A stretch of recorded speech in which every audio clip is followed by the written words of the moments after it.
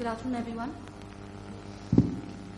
I'm sure the lunch has really been nice, so I could see that the decibel levels in the room have been fairly low and there hasn't been much activity, so I'm really presuming that the lunch is really nice over there. Okay, I'm going to start off with a small little story, and trust me, I will not bore you. But this is about a little boy, and this is a lot of years ago, close to about 50 odd years ago. And this boy then later on went on to become one of the most notorious people that history saw. And so when I say notorious, to my mind, he was a much hated guy as well. So when he was a little boy, he went on to his mother was very ill. And one of the things that she had asked him to do was to go and get a nice tea set for her. So the obedient boy that he was, he rushed off to a store, and he asked the storekeeper for a nice cup set, a teacup set. So the storekeeper went under the shelf, and he went and picked up another a teacup set, and he brought it onto the table and said, "This is what it is." So the boy said, "Well, the teacup is nice, but I have a little bit of a condition here, that the cup needs to have the ear on the left side and not on the right." So the storekeeper looked at him very amused and in a very searching manner and said, "We don't have a storekeeper like that, or we don't have a cup like that." So the poor fellow was very disappointed, and he left the store thinking that finally his mother has asked for something and she's in a very ill state, so how does he help this? So then he goes to an adjoining store where there's another storekeeper. And the same episode repeated. So he asked for a cup, and the storekeeper brought out a cup. He kept it on the table, and the same condition happened, that he wanted the ear of the cup to be on the left side and not on the right side. So the storekeeper again looked at him very amused, thinking that this little boy has come with this little condition. And so he smiled at him. He went under the shelf, and he just turned the cup around and came and placed it on the shelf, and said, "Here you go." The boy was thrilled beyond redemption that he had found something that his mother had asked for. He left the store, and can you imagine what happened after that? Any guesses? Come on, guys, wake up. No? Okay, so what happened after that was that the man became the storekeeper. He became a friend for life. So anytime and every time that this little boy ran into trouble, he would go and approach the storekeeper, and he would come up with the most innovative answers and the most innovative solutions to his problem. So if I have to, was the storekeeper trained then? Well, perhaps yes, perhaps no. It was just a feeling that he had, that this poor boy is going to go back disappointed, and he wanted to help him. So that was the whole sense of service. Now, being an HR professional, and I think we as HR professional, like Bob rightly said, we tend to be a little more on the softer element. We tend to be a little more on the behavioral element as well. I will try and bring in this whole element of sales and service, which is today, I can say the two sides of the same coin as far as the retail sector is concerned. And Mr. Naik would be able to delve a little more deeper into it, considering he's at a fairly more senior level and has seen retail in a much more larger perspective. But I will bring in the HR element there. So coming back again to the current age, 50 years hence from then, the retail world has changed. It has changed dramatically. The customer has changed. The style or the tastes of people have changed. The retail sector in itself is growing at a phenomenal pace. You had a very handful of players in the few years ago. Today the market is flooded. It's got a lot of players coming in now with the FDI and everything. You'll see some more movement there.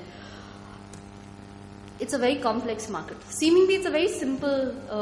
It's a seemingly simple business, but believe me, I did not come from the retail industry. But when I came here, I used to shop as a customer. But when I started being on the other side of the table and looking at retail in a different light, it is a fairly complex business, and it's almost a day-to-day business that takes place. And sales and service really go hand in hand, in this business. And it cannot be substituted or compensated by anything other than that. the Indian market has changed, the profile of the customer has changed. They're more exposed to luxury buying, they're more exposed to a lot of international brands. There is more disposable income in their hands, so they have the power to spend more. Having said that, the contrast is that the Indian consumer is still very price conscious. So even if you have a few hundred rupees less in another retailer, no matter how the shop is, no matter how the store is, no matter how the ambience is, or the kind of people there are, but if there is a few hundred rupees of a difference, then I think service and the price will always make a difference over there to the Indian consumer. I just talked about this. The Indian consumer has traveled abroad, more young. So India is a fairly young country, if you see today, and they've been exposed to different cultures, different buying patterns. The buying patterns in India depend also on the kind of state that you go into, or the kind of cultures that a person belongs to, or the consumer belongs to, or the kind of religions and value systems that the people follow. And there's always more choice to the customer. So if not you, somebody else will always be there and ready to take care of the need of the customer.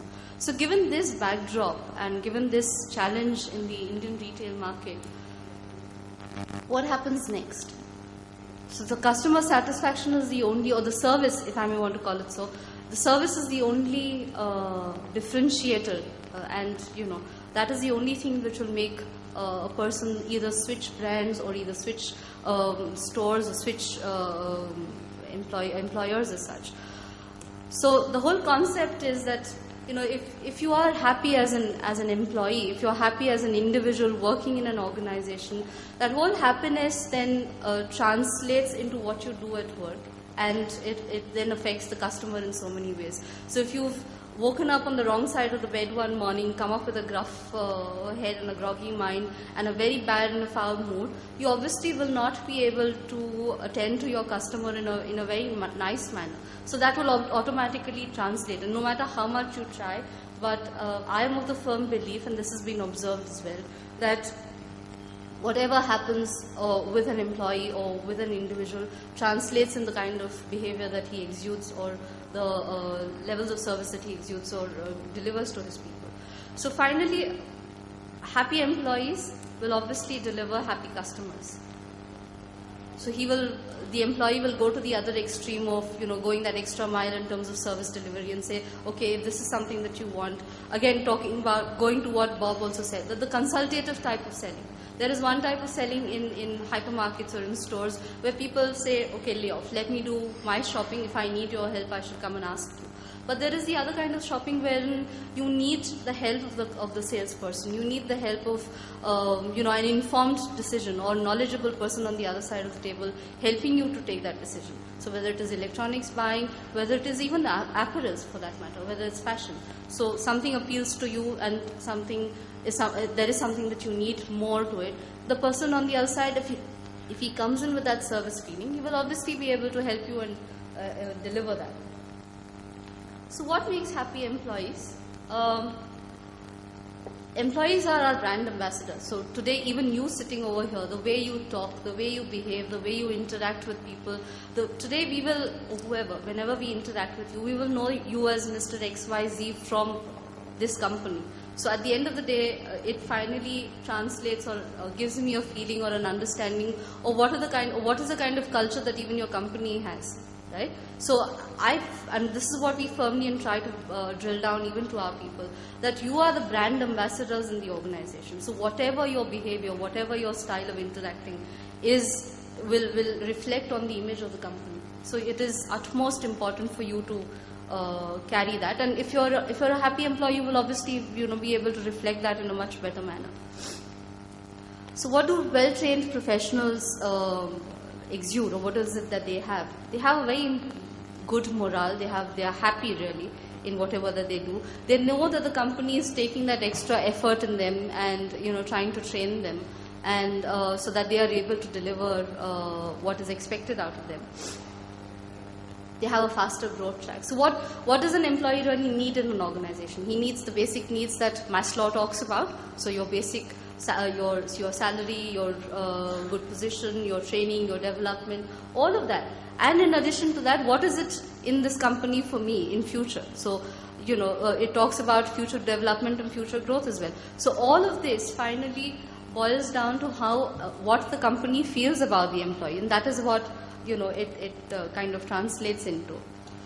So I was reading this book by Ron Kaufman, who's supposed to be a guru in terms of customer service, and he talks about it's world-class service is like a best-selling book, and it comes from passionate people and who are working together to drive a single point agenda and as productive partners. So like Bob was saying, that if you don't have it right from the time you recruit a person, so if the person does not come with the sales or the service bent of mind, if he does not have service at the core of his being, if he does not feel that there is a person who's struggling on the other side, let me go and ask the person as to what he needs or what she needs, then it is a wasteful effort on the part of the company also to go and hire that person. Because then later on, no matter how much you might train the person, how much you might want to drill down, but there is that basic DNA which is missing. So I firmly believe that training and the individual's personality and characteristics need to go hand in hand. You can't be training a complete cold individual into becoming a very emotionally intelligent, if I may want to call it so, kind of a person. So it has to be inherent in you. What happens when you walk into a store? What is it that you as a customer want? So 96%, there is research which shows that 96% of the customers are looking for politeness. They're looking for somebody to come and approach them, to come and help them make a very informed decision in terms of their buying, right? If this often happens with electronic stores, if I can sort of digress a little, wherein you're going and buying a television set or whatever other kind of electronics that you're looking at. And if the other person is not able to give you the exact specs of what that television set has, which is different from the other, then you're confused as a customer. You go confused into that shop, and then you are even more confused as you leave, because then you are left with a whole 4 or 5 brands of equipment in front of you, and you don't know what choice to make. So the customers definitely look at somebody who's more informed about the kind of product that he's selling. Basic expectations are, listen to me. Instead of you driving down and trying to sell something which you have on the line, listen to me as a customer. Make me feel important. That is extremely important. All of us want to feel important. So that is where the whole service bit comes from. Make me feel welcome. That many a times I walk out of a store if I feel that the other person is not really very interested in attending to me. Then it could be even the likes of a Louis Vuitton for that matter. It could be the best brand in the country or in the world. But if the person is not standing there and wanting to attend, then I would rather not buy from there. I would rather buy from somebody else, maybe of a lesser brand, but at least I feel important over there. So, or I feel welcomed over there. Give me good service, of course. Know your job well. So, if you are in a typical situation, if I have to take in a store, if I'm buying something, or if a customer is buying something, and there is a process. Now, in retail, along with the selling skills, along with the product, the different kind of products that we have, or the store layouts and the best of store designs and everything, retail is an industry which is very, very high on its processes. So there is a process for almost every single thing. But at the end of the day, the customer should not be, told, or the customer at no point in time should feel that there are a list of processes involved for him to buy a certain product. So if he is told or saddled with that as an answer, then he obviously will not want to buy. He would rather tell you that, you can be with your processes. I'd rather go to some other place which is a much easier buying for me. So therefore, if somebody knows how to work around that, how to make sure that you do not deviate from your processes, but at the same time make a good sale, then obviously you stand out as a person who knows your job. Of course, informed suggestions is what we were talking about, and consistent service. So it's not just when I'm buying a product. It is also after I've bought the product, until such time that I leave the store, and even when I come back again, probably the next time, or even if I have to have the after sales service for it. So very often than not, the after sales service part of it takes a beating, and which is why a lot of organizations or a lot of companies, irrespective of the big brands that they come with, are faced with that tough customer beat. God said, treat thy neighbor as you would want to be treated.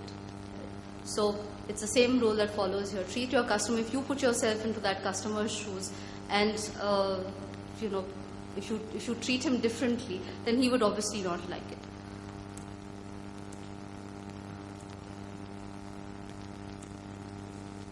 So service obviously has its own link in the entire scheme of things. So I've also worked with an engineering company where service also came as a revenue generating stream. So when you have a revenue generating stream, then no matter what you do, at the end of the day, the ROI is very definitely the kind of revenue that you make out of the service selling that you do. So their service used to be sold. So you go and sell an equipment, and that equipment could be as large and big as a central air conditioning plant, or it could be your central refrigeration kind of plants. And then after that, how do you go back to your customer and service it? Or you make an OEM agreement, and so on and so forth. Many ways of doing it. So that generated income, and that income finally then generated your incentives and your bonus for you. So service is not just what you deliver on the floor, but it also has a direct impact on what the sales of the organization has, or the revenue of the organization, as well as the kind of incentives and bonus that you as an individual or a person gets. And that is where training contributes greatly. That if you have, for you to have that feeling of service, for you to be able to deliver that service, you need to be trained accordingly. Now, you could be told that when you're doing, say, suppose for example, if I have to take it back to retail and say that when we deliver certain, whether it's a furniture or whether any merchandise back at home to you, what is the kind of after-sales service that I give you as an organization? Even when I'm doing the home delivery, what is my service level? Do I tell you if your building does not have a lift, do I leave it at the bottom of the building and say, please find your own way of taking it upstairs? How would that service seem to you as people or as customers? It wouldn't. I wouldn't like that to happen to mine, right? So it's the same way. So the people have to be trained. They have to be told that if you come across a situation like this, then you need to be able to find your way around it. You need to be able to find how to go and get it over there, or whether it is if you've bought something and if you don't like it, you go back to the store and return it, or if you think it's a damaged piece, then what happens at the end? So are you saddled with that only because you bought it, or do we take the interest of saying, okay, you don't like it, or it is a damaged piece or something, so do we refund you the cash, or what is the way of doing it? Do we make your life miserable only because you've come back to deliver a certain product, or come back to return a certain product? That is the whole service bit. That is where your service will start speaking for yourself, and that is how the training will definitely help in that manner. For retailers, you have a consumer coming into the store. You try and convert that consumer into a customer and make sure that you have a business delivering efficiency. So that is the biggest challenge for all of us retailers. It becomes this is the biggest challenge, because like I said, the consumer always has another choice. He always has another option. And every time you lose a customer, he always walks into somebody else's store. So he always makes your competition much more profitable than what you would have been. Again, no matter how much training that one, as a training team or as an HR team that you might want to drill down, but if the service excellence is not a feeling at the center of your being, even as an organization, if it does not reflect as a part of your DNA, even in your regular day-to-day interactions, then it can never be drilled down to the last man. Because then there will definitely be that disconnect between what the CEO thinks, what the HR delivers, and what is really on the floor. There will be 3 different people talking 3 different languages. So it has to be the center of the being of people. Again, if you can feel it, obviously you can deliver it. If you don't feel it, you cannot deliver it. It requires a very high level of emotional intelligence and can be trained. People who have a basic level of that can definitely be trained into it. But somebody who is very, very logical, very, very straight in thinking, and does not have that softer element into the person, or does not have the emotional intelligence with that person, then it is very difficult to train such a person on something as fluid or as non-tangible as service. That is why I keep saying service is deep within. It can't be just left to training alone.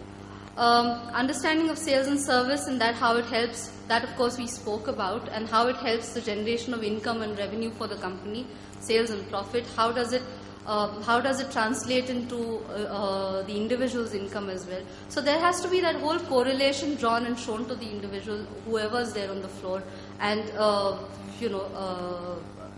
the meaning has to be drawn out of that. So I just spoke about this, that if you run into a rainy day where there is equipment failure, where there is supplies are out of stock, how do people deal with, especially retailers, how do retailers deal with an out of stock situation? That you are walking down the floor, there is a customer who's saying, I wanted this, but it is not it's not in stock today. So how does one deal with all of that? These are the trainings that have to be imparted, and they do get imparted to the people on the floor, because that is where your sense of service or your sense of wanting to make that sale comes into the picture. Last minute delivery needs. Do they expect more for urgent, or do they expect to pay more for urgent, or is it just a last minute attention, or do they need special attention on that?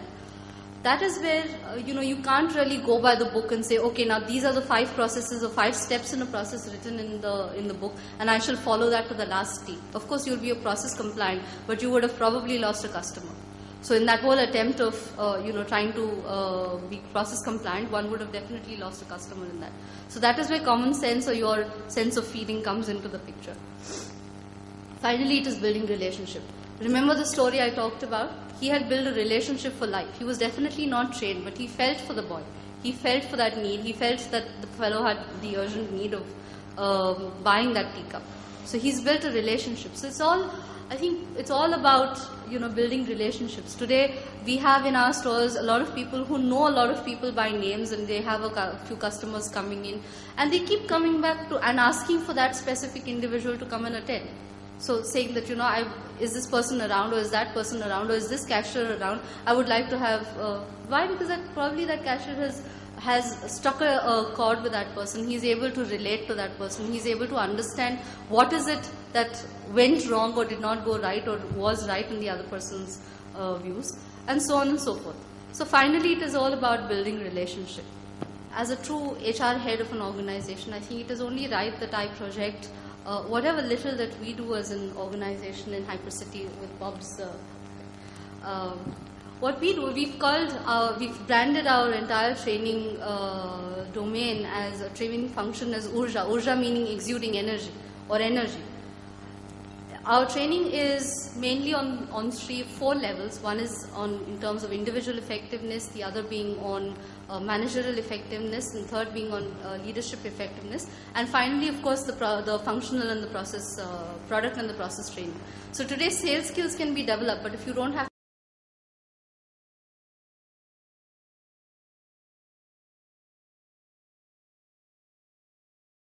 don't know what your capabilities are, or what is it that you need to develop as an individual, then it is very difficult for you to translate that into, whether it is your sales or whether it is your service.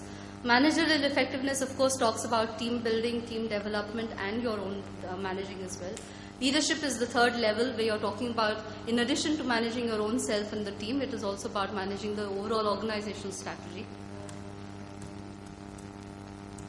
So just a pictorial view of what we really do. So right from the time a person comes on board, so through his induction, we also go to the other extreme of training our outsourced and our brand staff on that. And I believe that training cannot be done only, or HR cannot be the only custodian of training. It has to have an equal and more buy-in from the operations side. and therefore we've, as a philosophy, we've institutionalized this. The train-the-trainer process. So all the training modules and everything goes right down to the set of trainers that we've identified in the organization. So today it does not leave us restricted to just about 2,000 odd people that we have on board, but when we become 10,000, the whole and because of the distance that separates the the central training team from the rest of the people, it will not be left wanting. So that is where we come from. So I'm willing to take